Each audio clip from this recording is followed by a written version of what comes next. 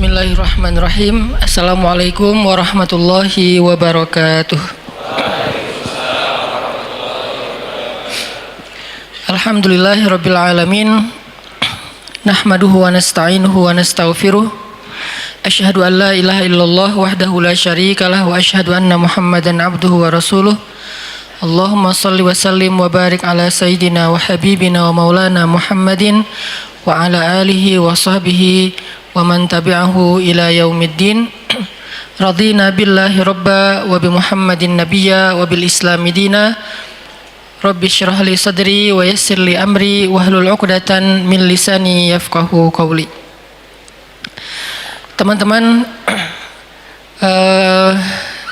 yang setia mengikuti kajian rutin kita Rabu malam, terakhir kali beberapa pekan yang lalu, berapa pekan sih? 2 pekan ya? 2 Rabu yang lalu kita membahas tentang keajaiban doa. Dan waktu itu kita mengangkat kisah Nabi Musa alaihissalam yang disebutkan di dalam surat Al-Qasas.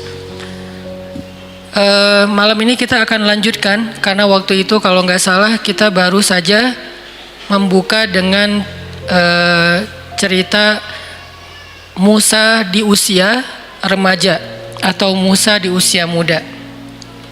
Sebagaimana yang kita tahu bahwa kisah para nabi yang paling banyak diangkat oleh Al-Quran di banyak surat dalam jumlah ayat yang panjang-panjang, salah satunya adalah Nabi Musa alaihissalam. Bahkan bisa dibilang mungkin selain Rasulullah sallallahu alaihi wasallam, Nabi Musa ini adalah kisah terpanjang di antara kisah-kisah Nabi yang disebutkan di dalam Al-Quran. Bahkan lebih panjang daripada kisah Nabi Ibrahim alaihissalam, lebih panjang daripada kisah Nabi Adam alaihissalam. Nih nabi-nabi yang kisahnya panjang di Al-Quran: Ibrahim, Adam, Zakaria, Yusuf alaihissalam. Kalau Yusuf dikhususkan di satu surat, tapi kalau Nabi Musa alaihissalam disebutkan di banyak surat dengan periode atau episode yang berbeda-beda. Misalnya disebutin di dalam surat Al-Baqarah itu episode Nabi Musa setelah revolusi, episode Nabi Musa setelah mengalahkan atau setelah era Fir'aun ketika beliau selamat bersama Bani Israel ke Palestina. Kemudian nanti di dalam surat Toha dikisahkan episode Nabi Musa ketika beliau awal sekali diperintahkan untuk berdakwah. Bisa dibilang kayak wahyu pertama Nabi Musa itu mirip dengan wahyu pertama Nabi Muhammad SAW. Sama-sama mendapatkan wahyu dalam bahasa yang jelas di suatu tempat yang tinggi. Kalau Nabi Muhammad di Jabal Nur, Gua Hira. Kalau Nabi Musa di Jabal Tursaina atau di Mesir, di sebuah lembah namanya Bilwadil Muqaddasati Tua, di sebuah lembah yang bernama Lembah Tua. Kemudian nanti di surat Al-Qasas Allah mengisahkan Nabi Musa episode beliau bayi dan juga episode ketika beliau remaja sampai beliau menikah yang nanti akan kita bahas. Selain di antara 3 surat yang panjang ini mengisahkan Nabi Musa, Allah juga menyelipkan adegan-adegan kecil tentang Nabi Musa di surat-surat yang lain. Misalnya di surat sebutlah Al-Isra, kemudian Al-Anbiya, kemudian surat Maryam, hanya beberapa selipan ayat ataupun hanya beberapa adegan-adegan kecil, tapi yang jelas Nabi Musa ini sering diulang-ulang di dalam Al-Quran, baik namanya maupun kisahnya. Dan kisah tentang Nabi Musa bukan hanya kisah tentang beliau dan Harun, tapi juga kisah nanti ada adegan penyihir Fir'aun, ada adegan Qarun, ada adegan Masyitah, ada banyak adegan-adegan termasuk Bani Israel, ada adegan Bani Israel versi Samiri, ada adegan Nabi Musa dengan muridnya di Al-Kahfi ketemu dengan guru beliau Khadar atau orang Indonesia nyebutnya Khidir, Banyak sekali kisah Nabi Musa di dalam Al-Quran. Yang ini artinya Nabi Musa termasuk salah satu yang paling banyak hikmah yang bisa kita petik, sehingga Al-Quran mengisahkannya dalam banyak ayat. Kenapa? Karena Al-Quran bukan buku sejarah, Al-Quran bukan buku cerita, tapi Al-Quran adalah pelajaran dalam ayat-ayat yang suci. Sehingga kisah-kisah yang diangkat oleh Al-Quran bukan hanya menyuguhkan alur-alur cerita ataupun adegan-adegan yang klimaks, tapi kisah-kisah yang diangkat oleh Al-Quran, baik yang panjang ataupun yang sekilas saja, pastinya termuat di dalamnya banyak hikmah, banyak pelajaran. Dan sesuatu tidak akan menjadi pelajaran kalau baru sekedar dihafal. Sesuatu tidak disebut pelajaran kalau sekedar kita mendengar lalu menjadi tahu, dan itu namanya wawasan, tsaqafah. Sesuatu baru disebut menjadi hikmah, menjadi pelajaran ketika dia membentuk rasa. Pelajaran itu dimulai dari membentuk rasa, bukan hanya ketika dihafal atau sekedar diketahui. Itu belum menjadi ilmu. Kalau sekedar dihafal dan diketahui saja, maka orang yang tidak beriman juga bisa melakukannya, tapi tidak merubah rasa apapun di hati mereka, di dalam perasaan mereka. Sedangkan tujuan Allah mengangkat kisah-kisah di dalam Al-Quran dan Nabi menyampaikannya di dalam sunnah, baik kisah beliau sendiri dalam bentuk adegan-adegan sirah maupun kisah-kisah sebelumnya dalam bentuk hadis-hadis yang panjang. Tujuannya apa? Supaya membentuk rasa di dalam diri kita. Rasa apa? Banyak. Dan semua perasaan ini termasuk di antara tanda-tanda iman. Di antara rasanya misalnya rasa suka dan tidak suka, like dan dislike atau hate. Apa yang kita suka dan apa yang kita tidak suka itu salah satunya dibangun oleh kisah-kisah Al-Quran. Sehingga kalau kita membaca kisah Nabi Musa lalu menjadi suka, jadi respect dengan kebaikan-kebaikan yang ditirukan oleh Nabi Musa, yang diajarkan oleh Nabi Musa, yang dicontohkan oleh Nabi Musa, berarti kita sudah mengambil pelajaran di situ. Tapi kalau kisah Nabi Musa sekedar kita ingat adegannya, tanggal dan tempatnya, nama-nama orangnya, wawasan statistiknya, maka ini belum tentu menjadi pelajaran. Dan itu juga termasuk kisah-kisah Nabi yang lain yang disebutkan di dalam Al-Quran. Contoh, kalau buat cewek-cewek, kisah Sayyidah Maryam, yang juga termasuk salah satu kisah paling panjang di Al-Quran, bahkan sampai menjadi nama Suratu Maryam. Apa rasa yang dibangun lewat kita membaca kisah Maryam?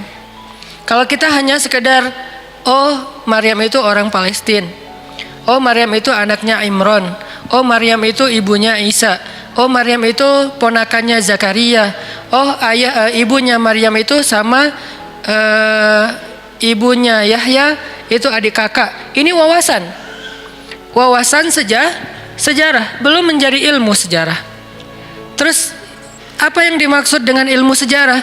Ketika kisah Maryam itu membangun rasa dalam diri kita. Rasa apa? Minimal kita respect sama Sayyidah Maryam, sehingga kita pengen wannabe, pengen jadi kayak Maryam buat cewek-cewek. Saya respect banget sama Maryam, saya kayak ngefans banget sama Sayyidah Maryam. Kalau udah ngefans, kemudian kita pengen jadi seperti Sayyidah Maryam dalam beberapa adegan hidup kita. Kayak misalnya Maryam ini kan terkenal sebagai perempuan, cewek yang sangat menjaga kehormatan ya. Sepanjang hidup beliau Allah takdirkan gak punya suami. Bisa dibilang salah satu ikon jomblo fisabilillah. Kenapa ada kata-kata fisabilillah? Karena menjaga diri dalam masa kesendirian kan. Karena ada yang fisabilillah, ada yang nggak fisabilillah gitu. Kalau yang nggak fisabilillah kayak misalnya pacaran, kemudian nauzubillah dia mendekati zina, ada yang sampai berbuat zina, ada yang berulang kali, ada yang selingkuh, ada yang zinanya sebelum menikah, ada yang bahkan setelah nikah. Ini kan nggak fisabilillah ya. Tapi kalau yang fisabilillah dia sih sendiri, single. Mau bilang jom nggak kayak gimana gitu. Dia single gitu lah ya, dia sendiri, tapi dia tetap mampu menahan dirinya, menahan hawa nafsunya sampai menjadi seorang perempuan yang terjaga kehormatannya. Jangankan cowok lain, Suami aja nggak ada yang bisa menyentuh Maryam, sampai suami aja nggak diizinkan menyentuh Maryam, sehingga nggak punya suami. Sehingga dalam kondisi seorang cewek masih masa sendiri, belum punya pasangan, masih ABG, masih remaja, maka Maryam harusnya jadi idola dia banget. Saya pengen jadi kayak Maryam. Kayak gimana? Sedikit kenal dengan cowok. Kalau nggak karena ada urusan penting, mungkin tugas kuliah, itu juga bukan modus ya. Mungkin karena pekerjaan atau bisnis, mungkin karena memang dia adalah bagian dari suatu urusan yang darurat, maka saya nggak kenal dengan cowok kecuali emang ada kepentingan. Minimal gitu nih, nggak perlu sampai nggak kenal cowok sama sekali. Kayak Sayyidah Maryam kan nggak kenal cowok kecuali 3 orang ya. Pamannya, kalau ayahnya kan emang nggak kenal karena meninggal sebelum Maryam lahir. Pamannya, anaknya, ponakannya, Zakaria, Isa dan Yahya. Cuman itu doang yang dikenal oleh Sayyidah Maryam. Jadi kalau kita periksa list kontaknya tuh nama cowok cuma ada 3. Mungkin kita nggak harus sesaklek, pokoknya nggak boleh lebih dari 3 ya. Kenapa? Soalnya Maryam cuma 3, nggak gitu-gitu amat juga sih. Setidaknya pelajarannya di sini, saya nggak mau kenal cowok kecuali ada kebutuhan yang memang penting, yang memang ada maslahatnya. Itu juga dengan menjaga batasan. Kemudian nanti dengan cowok itu nggak terlalu berlebihan, nggak terlalu dekat, nggak curhat kepada cowok sampai seganteng apapun cowoknya, sebaik apapun cowoknya, dia nggak akrab gitu. Kayak Maryam dengan Jibril. Jibril kan ketika turun menemui Maryam, fatamassala laha basyaron sawiya. Jibril menjelma sebagai seorang basyaron sawiya, cowok keren. Itu namanya tarjamatus syabab, terjemah anak muda. Yang mungkin sebagian dai tidak berani menerjemahkan Al-Quran dengan terjemah anak muda. Ya nggak apa-apa lah, mungkin jadi yang agak unik atau aneh mungkin lebih tepatnya. Tarjamatus syabab terhadap Al-Quran. Apa arti basyaron sawiyah? Kalau terjemah Quran yang baku itu laki-laki yang sempurna. Bahasa kita apa? Cowok keren. Karena ideal, sempurna banget. Nggak berlebihan, nggak juga pas-pasan. Kalau berlebihan misalnya hidungnya terlalu mancung sampai miring gitu kan ya. Ini berlebihan. Nggak juga hidungnya terlalu tawadu gitu. Ini Jibril fatamassala laha basyaron sawiyya. Jibril itu jadi cowok keren. Arti cowok keren ideal banget. Hidungnya ideal, matanya ideal, alisnya ideal, rambutnya ideal gitu. Nggak tahu ya, cuman beberapa cerita tentang rambut Nabi Isa, Nabi Muhammad kan rata-rata rambut sepundak ya, dan ada agak-agak ikal kan. Mungkin kalau genrenya agak-agak reggae gitulah kalau di anak muda gitu. Jadi keren gitu. Nah, Jibril datang menemui Maryam menjadi seorang cowok keren. Bukan wujud aslinya Jibril. Kenapa nggak dengan wujud asli aja? Yang pernah melihat Jibril dengan wujud asli itu sedikit. Salah satu di antara yang sedikit di antara manusia cuman Rasulullah Sallallahu Alaihi Wasallam. Itu juga 2 kali menurut sebagian besar riwayat, 2 kali doang. Sisanya Nabi kalau ketemu Jibril tadi jadi cowok keren. Saking kerennya Jibril, Umar aja terheran. Umar itu agak idealis dan punya standar yang tinggi tentang cowok keren. Itu Umar. Buat dia cowok keren itu harus gagah, harus keker, harus tinggi. Ininya bahunya, bidangnya tuh harus lebar. Cowok keren dalam standar Umar itu tinggi. Jadi susah untuk disebut keren di mata Umar. Tapi Jibril bikin Umar gak berkedip. Kira-kira sekeren apa nih Jibril? Bikin Umar gak berkedip. Ketika Jibril datang sebagai cowok keren, lalu duduk di depan Nabi dengan pakaian yang bersih, rapi, gak ada leceknya sedikit pun. Sampai Umar komennya, kami gak kenal dia, seolah-olah dia bukan orang Madinah. Tapi di pakaiannya nggak ada bekas-bekas safar. Arti nggak ada bekas safar itu nggak ada leceknya. Kita kan naik motor juga bukan cuma baju yang lecek, sampai muka juga lecek gitu kan ya. Kenal pot lah, apalah. Saya juga suka ngelihat gitu. Kalau saya sering naik motor, memotoran beberapa hari, akhirnya muka saya kenapa saya jadi agak-agak susah diedit gitu teh. Kalau biasanya naik mobil, karena misalnya mungkin nggak terlalu macet naik mobil, masih bisa lah pakai kamera depan gitu kan ya. Tapi kalau pakai motor, kamera depan juga nggak bisa. Artinya lecek banget mukanya nih. Jadi kalau mau ngajar naik motor pasti udah lecek banget. Tapi Jibril alaihissalam datang dengan pakaian yang tidak lecek, apalagi wajahnya. Pakaian aja yang gampang kusut, nggak kusut sama sekali. Nggak ada bekas lipatan sedikit pun di pakaiannya, seolah-olah dia bukan perjalanan jauh. Tapi kalau dia bukan perjalanan jauh, dia bukan orang setempat. Nggak ada yang kenal, tetangga siapa ini orang, tinggal di sebelah mana. Karena nggak ada yang kenal, sehingga sahabat heran. Bukan orang sini, tapi nggak ada bekas-bekas perjalanan jauh, itu kan keren banget.